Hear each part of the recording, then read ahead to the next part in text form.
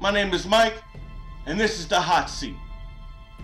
On the Hot Seat today, coming from the great state of Arizona, Sheriff Joe Arpaio, and forgive me in advance for the mispronunciation if I have indeed mispronounced his name.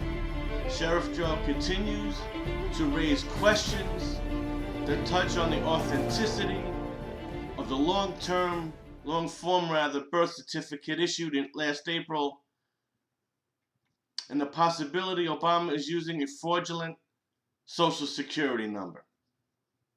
His cold case posse needs to see original birth certificates before it can conclude whether Obama should be eligible for the presidential ballot in 2012 and not an electric file or scanned copies.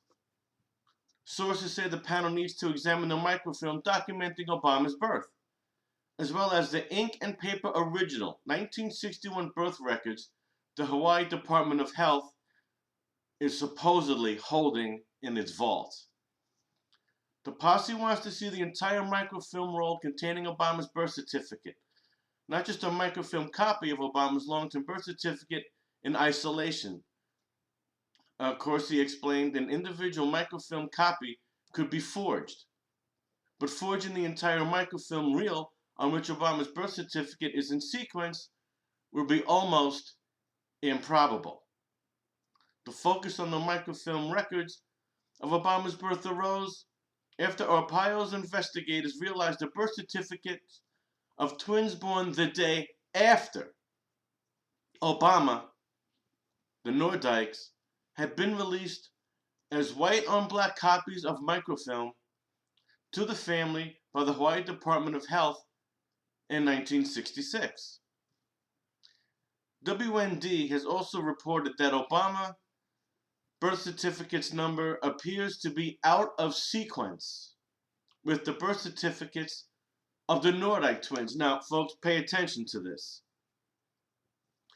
The Nordike twins were born August 5th, 1961, one day after Barry Obama, and their birth certificates were registered August 11th, 1961, 3 days after President Obama. Yet their birth certificates have lower numbers. Susan Nordike, the twin born first, has certificate number 10637, and her sister Gretchen has certificate number 10638. Obama, born August 4th, again, one day before the Nordike twins, has a certificate number of 10641, which again, he was registered before. So shouldn't he have a lower number? And folks, I can verify this through personal experience. I am in the income disability field, and I signed up 2 insurance policies to a pair of twins.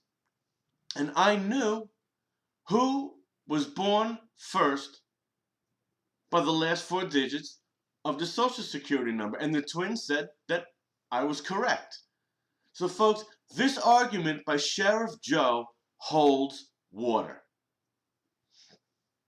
In addition to examining whether or not the long-form birth certificate is a forgery, the cold case posse is examining evidence that Obama may have a fraudulent Social Security number. The posse also is looking at records pertaining to Obama's birth narrative that suggest Barack Obama Sr. may not even be the biological father. In total, the cold case posse has assembled some 2,000 pages of evidence in the case, Corsi explained, and is now preparing to conduct interviews to examine a wide range of questions including that Obama may not be qualified to be president under Article 2, Section 1 of the Constitution because he was a dual citizen at birth, given that his father was listed as a citizen of Kenya when the future president was born. And what about Andrew Breitbart?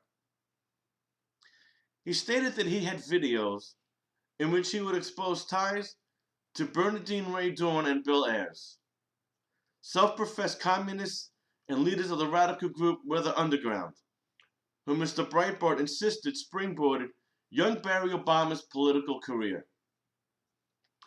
As we know, he died of an apparent heart attack. Michael Savage is raising the question of the possibility of a homicide and not a death by natural causes. Breitbart business partners state that they have videos and will release them in 2 or 3 weeks. Why wait? Could Breitbart be another Vince Foster? And I bring Andrew into this because, Sheriff Joe, I hope you don't become another Andrew Breitbart. I hope you don't become another Vince Foster. And you know, folks, it is our duty to retake this country by voting third party, or I tell you, the alternative is what any sane person doesn't want it to be. Any person of reasonable intellect doesn't want a road warrior world. And I find it absolutely criminal that we have a fraudulent president in office. And I submit to you, not only is he a traitor, but those people in Congress that have knowledge that this man is indeed a fake, they also are traitors to this country. And further, those that continue to vote for these monsters are also traitors to this country. It is time to wake up, America. I too was in the dark. I too made the mistake of supporting GW going into Afghanistan and Iraq. I too was bloodthirsty. And I used to laugh at my best friend Hollywood Johnny S. I used to laugh at his breakfast table. Well, I'm not laughing anymore.